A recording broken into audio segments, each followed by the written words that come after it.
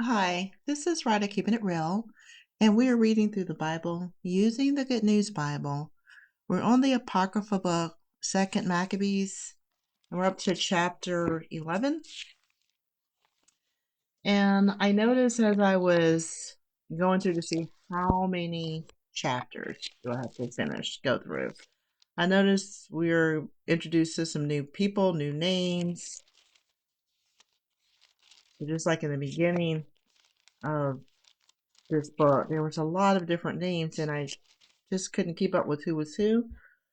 So I did ask Chat GPT about chapter 11 onward. Like, what's going on? Why are there so many names here? What's going on?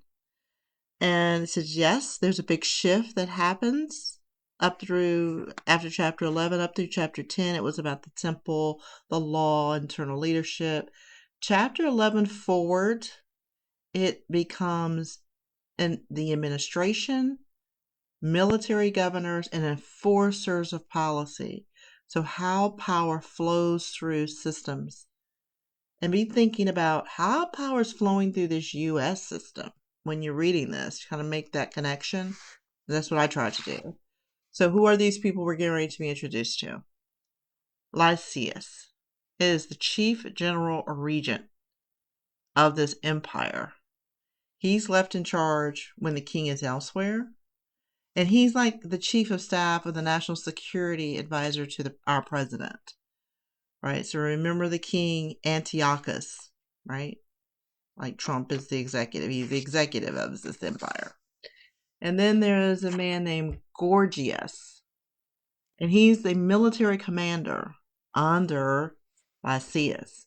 So he's like the Defense Department of ICE, right? He's enforcing the law, these laws, and being very tactical. And then there's Demetrius Soter. He's a king that comes later. So he's going to be a new king. Regime change. And then Nicanor, he's another general. And he's sent specifically to eliminate Judas Maccabees. Right? He's like the Defense Department. And then Rasis. He's a Jewish elder. He's like a whistleblower. He's the conscious objector. He refuses to comply. So how to keep it straight. So imperial management, Lysias, he does control of negotiation. Georgius Nicanor, military enforcement, he does the suppression. Demetrius, he is regime authority, he's power reshuffling. Rosses is the faithful witness, he shows the integrity. So he's telling me to think in roles and not in names. So hopefully that will help us as we read through it.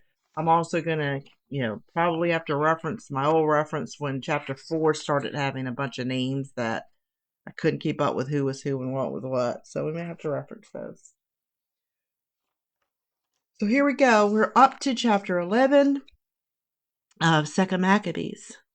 So Judas Maccabeus defeats Lysias. Remember, Lysias he is like the chief of staff, national security advisor. So not long after Timothy was defeated, Lysias, the king's guardian and relative and head of the government, heard what had happened. He became angry and led 80,000 infantry and all of his cavalry against the Jews with the intention of turning Jerusalem into a Greek city. The temple would be taxed, as were all Gentile places of worship, and the office of high priest would be up for sale each year. Lysias was so pleased with his tens of thousands of infantry, his thousands of cavalry, and his 80 elephants that he failed to take into account the power of God. He invaded Judea and attacked the fort of Betzar, about 20 miles south of Jerusalem. When Judas and his men heard about Lysias was laying siege to their forts, they and all the people cried and wept begging the Most High to send a good angel to save them. Judas was the first to take up his weapons, and he urged the others to join him in risking their lives to help their fellow Jews. So, with great eagerness, they all set out together. But they had not gone far from Jerusalem when suddenly they noticed they were being led. They were being led by a horseman dressed in white and carrying gold weapons. Immediately, all of them together thanked God for his mercy. He had made them brave enough to attack not only men, but even the most savage animals, or even walls of iron. So they marched in battle formation. And with them went the one whom the Lord in his mercy had sent to fight on their side. Then they charged into the enemy like lions, killing 11,000 infantry and 1,600 cavalry, and forcing the rest to run for their lives. Most of those who ran were wounded and had lost their weapons, and Lysias himself managed to escape only because he ran away like a coward. Lysias makes peace with the Jews. Lysias was no fool. As he thought about the defeat he had suffered, he realized it was because the mighty God had fought for the Jews, making it impossible for them to be defeated.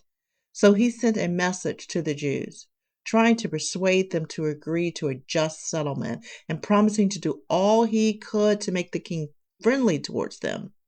Judas Maccabeus considered what would be best for the people, and so he agreed to all the proposals Lysias had made, since the king had granted every written request that Judas had presented to Lysias.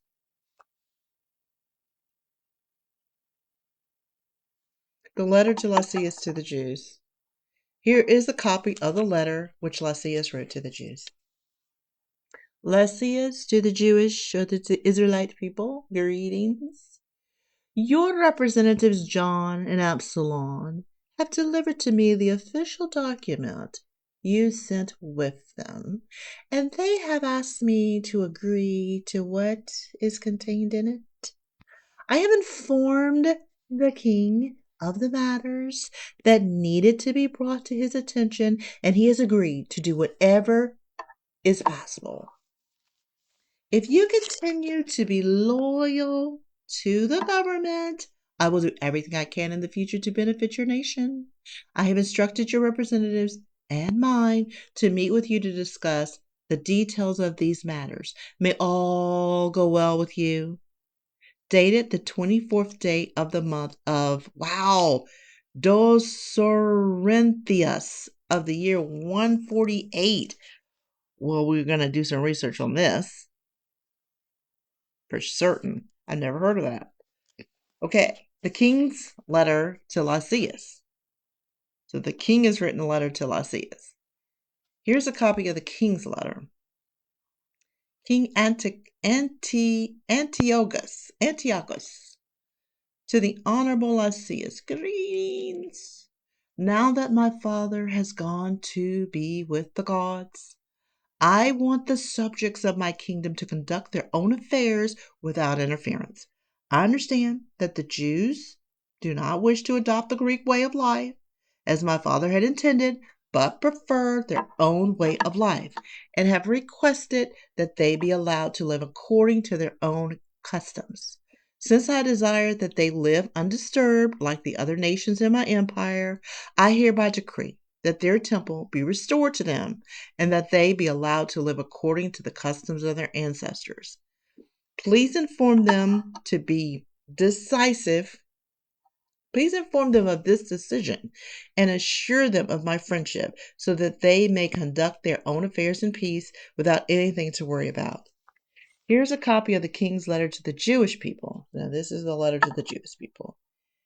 King Antiochus of the Jewish leaders and all the Jews, greetings. I hope that all is going well with you. I am in good health. Many less has informed me of your desire to return home and attend to your own affairs. So then, those of you who return home by the 30th of the month of Axenacus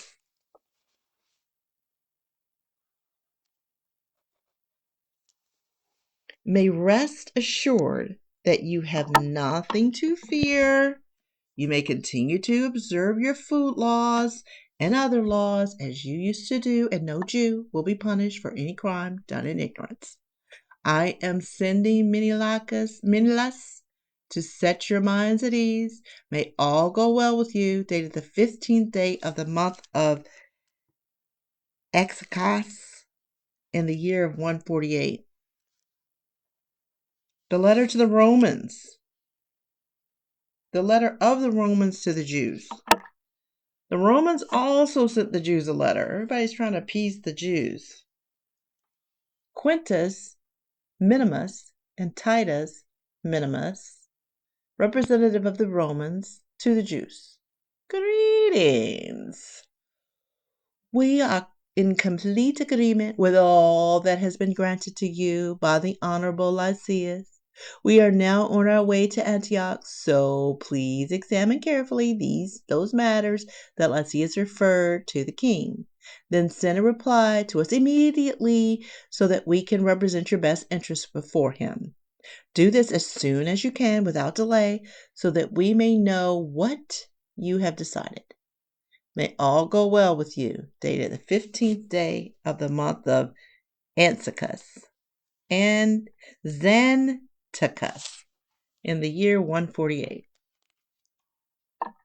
Chapter 12. We're going to read chapter 12. We're 11 minutes in. Chapter 12 is long. Oh, I don't know if we can read chapter 12. It's pretty long. It's going to take us too long to do that. So we're going to come back to chapter 12. But that was interesting. That was interesting. So to look up these months, these must be Greek months, maybe? But yeah, nothing to color. There's 2 pictures to color in chapter 12. We're almost there. This is kind of what it takes to get through this. You just have to do it. You just have to do it. And do the best you can with the words, with the, who's who and what's what. But I think this is important that we read these historical accounts of victory, where in the end, there's victory here. So with that, until next time, let's try to keep it real.